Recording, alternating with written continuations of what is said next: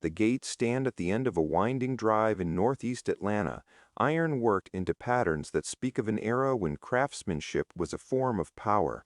Beyond them, hidden by magnolias and oaks that have grown thick with age, sits a mansion that was never meant to be seen from the road.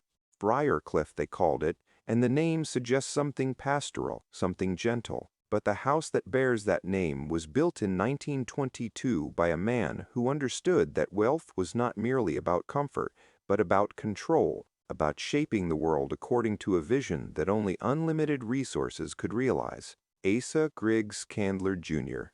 was 42 years old when construction began, the son of the man who had transformed a pharmacist's headache remedy into the most recognizable brand on earth. And he was determined to prove that he was more than just an heir. The property spreads across what was once farmland on the outskirts of Atlanta, 42 acres that Candler purchased in parcels, assembling a tract large enough to create a self-contained world. The land had been worked by tenant farmers, families who scratched survival from red Georgia clay that was never particularly fertile, growing cotton and corn and vegetables for local markets. When Candler's agents came with offers to buy, the farmers sold because the money was real and their prospects were not. And within months, the fields were being cleared and graded according to plans drawn up by architects who had never planted anything but understood exactly how to arrange a landscape for maximum aesthetic effect. The families who had lived there dispersed into Atlanta's growing industrial neighborhoods or moved further out to find cheaper land, and their names, if they were recorded at all, exist only in property transfer documents filed in courthouse basements where no one looks anymore. Candler hired G. Lloyd Preacher, an Atlanta architect who specialized in the kind of grand residential work that was becoming popular among the city's new wealth. Preacher designed in the Italianate style, drawing inspiration from villas in Tuscany and Rome, places Candler had visited on tours of Europe that were expected of men in his position. The house would have 42 rooms, a number that matched the acreage and suggested a kind of cosmic balance that appealed to Candler's sense of order. There would be a library paneled in carved walnut, a music room with a pipe organ built into the walls, a dining room capable of seating 30 guests, bedrooms for family and staff, bathrooms with fixtures imported from England, a kitchen complex designed to feed dozens of people simultaneously. The scale was not quite as vast as the great estates being built in Newport or the Hudson Valley, but for Atlanta in the 1920s, for the New South that was trying to prove it had recovered from the war and Reconstruction, Briarcliff was a statement that the region could produce wealth and sophistication equal to anything the North had to offer. Asa Candler Jr. had inherited his share of the Coca-Cola fortune when his father sold the company in 1919 for $25 million, a sum so large that it defied easy comprehension at the time. The elder Asa had bought the Coca-Cola formula and brand in 1888 for $2,300, recognizing something in the syrup that its creator, John Pemberton, had not fully understood. Pemberton had died in poverty, addicted to morphine, having sold away the rights to his creation piece by piece to pay debts and buy drugs. The elder Candler transformed the formula into a business, creating a bottling system, a distribution network, and an advertising campaign that made Coca-Cola synonymous with refreshment across the American South and eventually the nation. By the time he sold the company to a syndicate of Atlanta businessmen, Coca-Cola was generating profits that seemed to increase exponentially each year, and the Candler family had become one of the wealthiest in the South. Asa Jr. was one of 5 children, and the division of the fortune meant that each sibling received millions, enough to live comfortably for multiple lifetimes without working. But comfort was not what Asa Jr. wanted, or at least not all he wanted. His older brother Howard took control of the family's real estate holdings and banking interests, becoming a power broker in Atlanta's business community. His sister Lucy married well and focused on social and charitable work. Asa Jr. seemed uncertain about what role to play, experimenting with different pursuits, searching for something that would define him as more than just the son of the man who had sold Coca-Cola. He invested in a speedway, building a racetrack that briefly hosted major events before financial problems forced its closure. He bought into various businesses, none of which captured his sustained interest, and he began planning Briarcliff, a project that would occupy years of his life and millions of dollars. a physical manifestation of wealth that could not be ignored or forgotten. The construction employed hundreds of workers over 3 years, men who came from Atlanta and the surrounding countryside, grateful for wages during a period when employment was uncertain and labor was cheap. They poured foundations, laid brick, installed plumbing and electrical systems, carved decorative elements, plastered walls, finished floors. The work was skilled and demanding, and the men who did it were paid adequately by the standards of the time, which is to say they earned enough to survive, but not enough to save, enough to feed their families, but not enough to build security. The foremen were white. The common laborers were both white and black, working in a hierarchy that reflected the racial order of the South in the 1920s, separate but present, necessary but subordinate. The black workers used different entrances, ate at different times, were paid less for the same work, and understood that complaints or demands would result in immediate dismissal and replacement by the dozens of men waiting for any opportunity to earn. Candler was involved in every detail, reviewing plans, inspecting work, demanding changes when something did not meet his vision. He was not an architect or builder by training, but he had opinions shaped by travel and wealth, and a belief that his preferences should determine how things were done.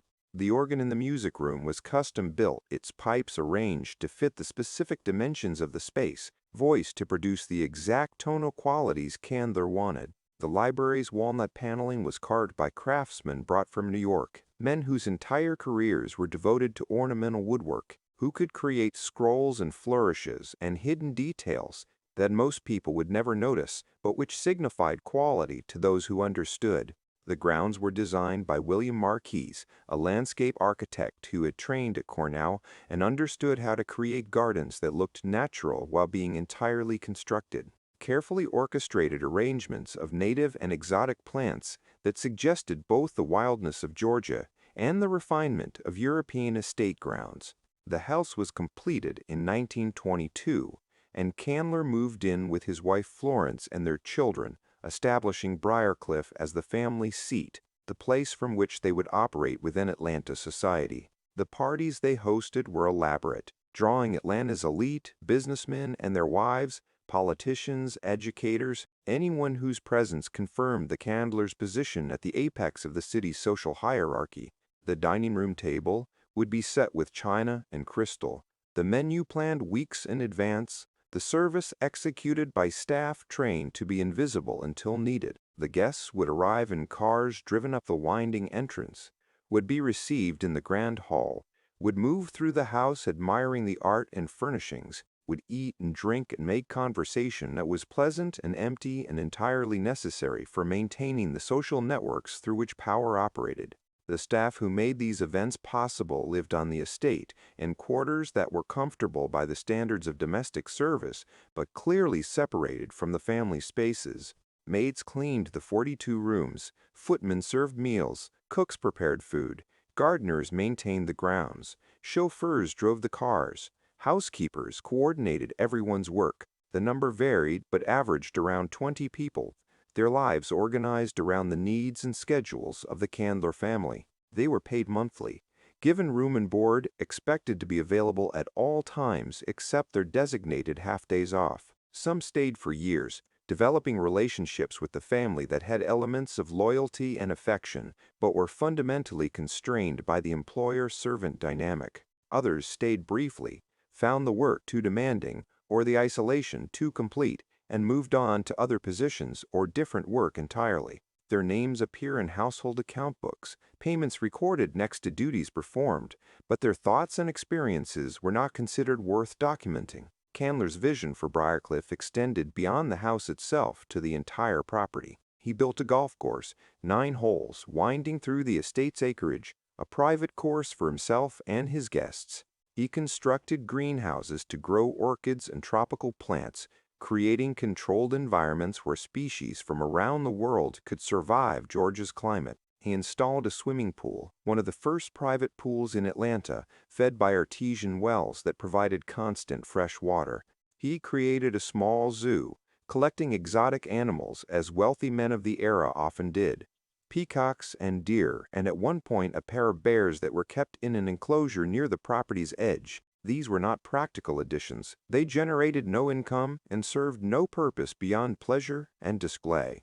They were expressions of wealth as power, the ability to reshape nature and collect living things for personal enjoyment. The 1920s were prosperous years for men like Candler, the economy growing, stock prices rising, new technologies creating opportunities for investment and profit. Candler's inherited wealth was substantial enough that he could live extremely well without working, but he was not content with passive wealth. He invested in real estate, buying properties in downtown Atlanta as the city expanded, holding them as values increased. He invested in various business ventures, some successful, others less so, but always with enough capital reserve that losses were annoying rather than catastrophic. He served on boards, held positions in civic organizations, donated to causes that enhanced his reputation, and provided tax benefits. He was, by all external measures, a successful man, a pillar of Atlanta society, a citizen who contributed to the city's growth and prosperity.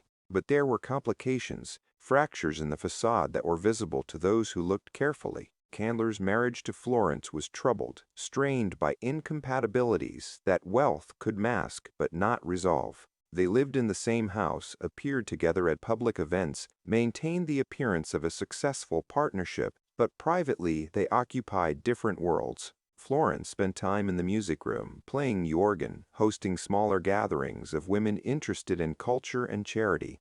Asa spent time in the library, in the study, in meetings with business associates, and increasingly away from Briarcliff entirely, traveling, staying in the city, finding reasons not to be home. The children, insulated by wealth but not immune to tension, grew up in a house that was beautiful and cold, where every material need was met and emotional needs were rarely acknowledged. The stock market crashed in October 1929, and the prosperity that had seemed permanent evaporated with stunning speed. Candler's wealth was largely in real estate and established investments rather than stocks, so the immediate impact was less severe than for men who had bet everything on the market. But the depression that followed affected everyone, creating economic conditions that would persist for a decade. Property values collapsed, rental income disappeared as businesses closed and families could not pay, new investment opportunities vanished. Candler was still wealthy by any reasonable standard, but the kind of casual spending that had characterized the previous decade became impossible. Staff at Briarcliff were reduced, some let go entirely, others kept on at reduced wages. Maintenance on the house and grounds was deferred. The party stopped, partly from economic necessity, partly because ostentatious displays of wealth became socially unacceptable when so many were suffering. Atlanta's streets filled with unemployed men, breadlines formed outside churches and charitable organizations, families lost homes and moved into shanty towns on the city's outskirts. The workers who had built Briarcliff, who had laid its brick and carved its wood and planted its gardens, were among those struggling to survive, taking any work they could find, accepting wages that were barely enough to buy food. Some left Atlanta entirely, heading west or north in search of opportunities that mostly did not exist. The racial hierarchy that had always characterized the South became more rigid as white workers competed for jobs that had previously been considered beneath them, pushing black workers further to the margins, deepening poverty that was already severe. The city's elite, including Candler, engaged in limited charitable work, funding soup kitchens and relief programs, but these efforts were drops in an ocean of need, symbolic gestures that did little to address systemic collapse. Candler and Florence divorced in 1931, a scandalous event in a society where divorce among the wealthy was still relatively rare and socially damaging. The details were kept as private as possible. Settlements reached through lawyers, property divided according to agreements that were not made public. Florence left Briarcliff, taking some of the furnishings and a financial settlement that ensured her comfort. Candler remained in the house, now living alone except for reduced staff, occupying 42 rooms that had been designed for a family and now echoed with absence. He was 51 years old, divorced, wealthy but diminished, living in a mansion that had become more burden than pleasure. He remarried in 1932 to a woman named May Little Reagan, a widow from a respectable Atlanta family. The marriage was an attempt to restore normalcy, to have companionship, to create a household that functioned as households were supposed to function. May moved into Briarcliff, took on the role of managing the estate, tried to bring life back to rooms that had become musty and unused. She redecorated portions of the house, brought in new staff to replace those who had been let go, attempted to resume entertaining on a more modest scale. But the house resisted transformation, retained the atmosphere of a place that had been built for a specific vision that no longer existed. May and Asa's relationship was cordial but not passionate, a partnership of convenience and companionship rather than romance. They lived together, managed the estate together, presented themselves as a couple, but the house remained fundamentally his, shaped by his first marriage and the ambitions of the 1920s. The Second World War brought economic recovery but also upheaval. Young men from Atlanta and across the South went to training camps and then overseas. Industries converted to war production. Women took jobs that had previously been closed to them. Briarcliff, isolated on its acreage, was largely untouched by these changes, a pocket of pre-war continuity in a world that was being transformed. Candler was too old for military service, contributed to war bond drives and scrap metal collections, but mostly continued living as he had before, managing investments, maintaining the estate, existing in a space that was increasingly disconnected from the society around it. May died in 1944, cancer taking her after a brief illness. Candler was alone again, 64 years old, living in a house designed for dozens of people, served by a skeleton staff. Surrounded by possessions that documented a life but provided little comfort, he married a third time in 1946 to a much younger woman named Nuna Reddington. The marriage was brief and unhappy, ending in divorce after just a few years. The pattern of his life had become clear: wealth without purpose, companionship without connection, possessions without meaning. Briarcliff was no longer a home, but a monument to choices made decades earlier. Decisions that had seemed sensible at the time, but had calcified into structures that could not adapt to changing circumstances. The estate's maintenance became increasingly difficult as Candler aged. The house required constant work, repairs to the roof, the plumbing, the electrical systems, care for wood and stone, and all the materials that decay regardless of quality. The grounds needed tending, the golf course maintaining, the greenhouses managing. Candler still had money, could still afford to pay for these things, but finding reliable workers became harder as the economy shifted and young people sought different opportunities than domestic service or estate maintenance. The staff who remained were aging, less able to handle the physical demands, more expensive to retain as their years of service gave them leverage to demand better wages. By the 1950s, Atlanta had grown around Briarcliff, the city expanding outward, consuming farmland and forest, building suburbs and shopping centers and highways. The 42 acres that had seemed remote in 1922 were now surrounded by development. The estate an island of green space in an increasingly dense urban landscape. Property taxes increased as the land's potential value rose, assessors calculating what the acreage could be worth if subdivided and developed. Candler paid the taxes, resisted pressure to sell, but understood that the estate's days were numbered. This kind of property requiring large staff and constant maintenance, generating no income, could not survive indefinitely in modern America. The economic and social structures that had made places like Briarcliff possible were disappearing, and no amount of wealth could preserve them against broader changes. Candler's health declined to the late 1950s, the accumulated effects of age and a life that had been comfortable but not particularly healthy. He suffered from heart problems, diabetes, the various ailments that affect men who live long lives with access to medical care but without the knowledge to prevent chronic disease. He spent more time in doctors' offices and hospitals, less time at Briarcliff, the estate increasingly managed by others, or not managed at all. Sections of the house were closed off, furniture covered with sheets, rooms left to gather dust, because there was no one to clean them and no reason to maintain spaces that were never used. He died in 1957 at 77 years old in an Atlanta hospital, the cause listed as heart failure. His obituaries noted his connection to the Coca-Cola fortune, his construction of Briarcliff, his various business interests, his civic contributions. They did not note the 3 marriages and 2 divorces, the children who had become estranged, the fortune that had provided comfort but not happiness. The house that had been built as a symbol of success and had become a prison of sorts. He was buried in Westview Cemetery, not on the Briarcliff Estate as some wealthy men arranged, but in the city, in ground purchased for the purpose, with a marker that gave his name and dates and nothing more. The estate passed to his heirs, who immediately faced the question of what to do with it. None of them wanted to live there.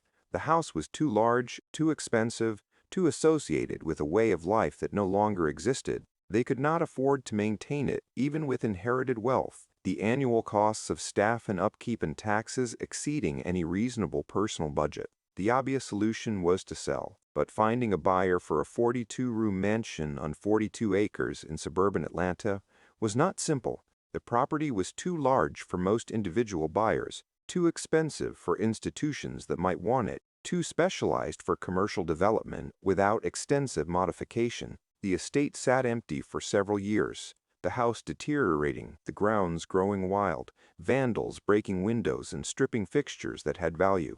The family hired caretakers, tried to secure the property, but protecting 42 acres from intrusion was nearly impossible without full-time security that they could not afford. The orchids in the greenhouses died, the pool filled with leaves and debris, the golf course became overgrown, the zoo animals were given away or died. Briarcliff began to decay, returning to the land it had been built on, the careful arrangements of architecture and landscape collapsing into something closer to nature, though not quite natural. In 1960, the property was sold to Emory University, the Atlanta institution that had benefited from Candler family philanthropy over the decades. The university planned to use the estate for educational purposes, the house converted to administrative offices, the grounds incorporated into campus expansion. The sale price was not disclosed, but it was understood to be significantly less than what the property had cost to build and maintain, a liquidation driven by necessity rather than profit. The Candler heirs were relieved to be free of the burden to convert the property into cash and investments that did not require constant attention and expenditure. Emory used Briarcliff as a psychiatric hospital initially, converting the mansion's rooms into patient wards, offices, and treatment spaces. The grand library became a common room, the dining room became a cafeteria, the bedrooms became patient rooms. The transformation was practical but brutal, stripping away the ornamental elements that had no function, painting over carved wood, covering marble floors with linoleum, replacing crystal chandeliers with fluorescent lights. The house that had been built to display wealth became a space for treating mental illness, a strange reversal that Candler could not have imagined, but which reflected changing social priorities and the practical needs of institutions. The hospital operated at Briarcliff for several years before being relocated to a purpose-built facility elsewhere on Emory's campus. The estate then served various functions, housing different university departments, hosting conferences and events, providing office space for programs that needed room to expand. Each use required modifications, additions that did not match the original architecture, subdivisions of grand spaces into smaller functional rooms. The house became a palimpsest, layers of different eras and purposes visible to anyone who looked carefully, the original 1920s design still present but obscured by decades of institutional use. The workers who had built Briarcliff, who had laid its foundations and carved its details and planted its gardens, left no collective record of their experience. A few may have told stories to children or grandchildren, memories of working on the big house for Mr. Times. Candler, earning wages that seemed good at the time, creating something that felt important and permanent. Most died without their contribution being noted or remembered, their names appearing only in payment records that were eventually discarded. Their work absorbed into a structure that became a historical artifact without acknowledging the human labor that created it. The black workers especially disappeared from the historical record, their presence essential but their identities erased, reduced to generic categories and account books, laborers or workers without names or stories. The domestic staff who served the Candler family, who cleaned the 42 rooms and prepared the meals and maintained the grounds, similarly left little trace. Some worked at Briarcliff for years, developing knowledge and expertise that made them invaluable to the estate's operation. Others stayed briefly, finding the work or the isolation or the family dynamic unsuitable. All were compensated for their labor, But that compensation ended when the work ended, providing survival but not security, wages but not pensions, employment but not ownership of anything they helped create or maintain. When Briarcliff was sold, when it became an institution rather than a home, these workers found other positions or retired or simply disappeared into the mass of people whose labor makes society function but whose stories are never told. The tenant farmers who had worked the land before Candler bought it, whose fields became his gardens and golf course, left even less record of their displacement. They took the money offered for their land because they needed it and had little choice because tenant farming was precarious and the prospect of cash payment was rare. Where they went, what happened to their families, whether the displacement improved or damaged their lives, these questions have no answers in the historical record. They were considered replaceable, unimportant except as obstacles to be cleared so the land could be used for purposes considered more valuable. Their erasure from the story of Briarcliff is complete, and that completeness is itself revealing about whose experiences are considered worth remembering. The relationship between the Candler fortune and the workers and farmers whose labor and land made that fortune possible is complex and largely unexamined in the popular narrative. Coca-Cola was built on a formula developed by Pemberton, refined and marketed by the elder Candler, manufactured and distributed by thousands of workers in bottling plants and delivery routes across the country. The wealth that built Briarcliff came from extracting profit from that labor, paying workers wages that were sufficient to keep them working but insufficient to build wealth of their own, creating a system where capital accumulated to owners and labor accumulated only to survival. Asa Jr. inherited this wealth without creating it and used it to build a mansion that employed more workers under similar terms, perpetuating the same dynamic across generations. This is not unique to Candler or Coca-Cola or the South. It is the fundamental economic arrangement of American capitalism, the structure through which wealth is created and distributed. Workers are compensated for their labor at rates determined by markets that favor employers, especially when workers have limited alternatives and no collective bargaining power. The wealth created by that labor accumulates to owners, who can use it for consumption, investment, or building monuments to their own success. The system is legal, widely accepted, and produces both prosperity and inequality in proportions that vary but never eliminate one or the other. Briarcliff is a monument to this system, beautiful and troubling, a physical manifestation of wealth concentration that required thousands of hours of labor by people who never owned anything comparable. The question of what Briarcliff represents has no single answer. To architectural historians, it is an example of Italianate residential design in the American South, significant for its scale and craftsmanship. To Atlanta's historians, it is part of the city's narrative of growth and transformation, the New South asserting its wealth and sophistication. To the Candler family, it was home and burden, a place of memories both pleasant and painful. Eventually, a financial liability that had to be liquidated. To Emory University, it is a property asset, useful for various purposes, requiring maintenance and generating utility, but not reverence. To the people who built it and worked in it, assuming any of their descendants know or care, it represents labor performed and wages earned. A job that was neither better nor worse than other available options, a structure they helped create but never owned.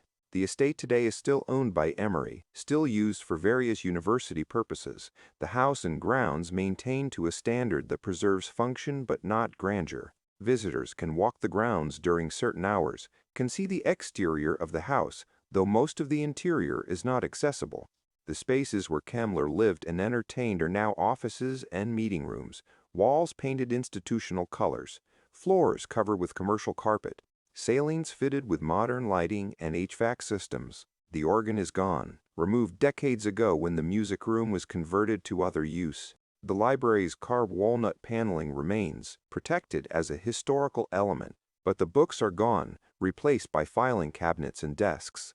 The swimming pool was filled in, the greenhouses demolished, the golf course built over with campus buildings. What remains is enough to suggest what Briarcliff was, but not enough to recreate the experience of it. The bones of the house are intact, the fundamental structure sound because it was built well and has been maintained adequately if not lovingly. But the details that made it exceptional, the craftsmanship and artistry and care that distinguished it from ordinary construction, these have been lost or hidden or degraded to the point where only experts would recognize them. The house survives, but what it represented, the particular moment of wealth and ambition and belief in permanence that created it, that is gone, preserved only in photographs and documents and the memories of people who are themselves mostly gone. The broader legacy of the Candler family and the Coca-Cola fortune is mixed and contested. The elder Candler's business acumen created a company that still exists, that employs hundreds of thousands of people worldwide,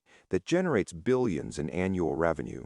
His philanthropy helped build Emory University into a major research institution, funded hospitals and schools, contributed to Atlanta's development from a regional city to an international metropolis. But the fortune was built through aggressive business practices, through labor exploitation that was legal but ethically questionable, through marketing that created demand for a product of dubious nutritional value. The good and the bad are inseparable, woven together in ways that resist simple moral judgment. Asa Jr.'s legacy is smaller and more personal. He built a beautiful house, employed people, contributed to Atlanta's economy and society, lived a life of material comfort and emotional difficulty. He inherited great wealth and used it in ways that seemed meaningful to him, though they provided neither lasting happiness nor permanent monuments. Briarcliff endures, but not as he intended, not as a family seat passed down through generations, but as an institutional property repurposed for practical needs. Whether that represents failure or simply the inevitable change that affects all things regardless of their quality or cost is a matter of perspective. The house stands on its 42 acres, surrounded now by Emory's campus, by the development that has consumed Northeast Atlanta, by a city that has grown and changed in ways that make the 1920s seem impossibly distant. The magnolias and oaks that Candler planted have matured, their canopies providing shade, their roots disrupting sidewalks and foundations, their presence outlasting the people who chose and placed them. On certain evenings when the light angles through the leaves and the campus is quiet, the house looks much as it did when it was new, solid and elegant and slightly out of place. A remnant of an era that believed wealth could create permanence, that beauty and craftsmanship could outlast the circumstances that produced them, and perhaps they can, in a limited sense. The house survives, will likely survive for decades more, maintained because it is useful and because institutions have longer time horizons than individuals. But what it means has changed, will continue changing as new generations encounter it without the context that made it significant. As the details of the Candler family and the workers who built it and the farmers who were displaced fade into historical obscurity. Eventually, it will be just an old building, notable only for its age and architecture, its stories forgotten or simplified into anecdotes that bear little relationship to the complex realities they supposedly represent. The workers who built it are already forgotten, their names lost, their experiences unrecorded, their labor absorbed into a structure that exists without acknowledging them.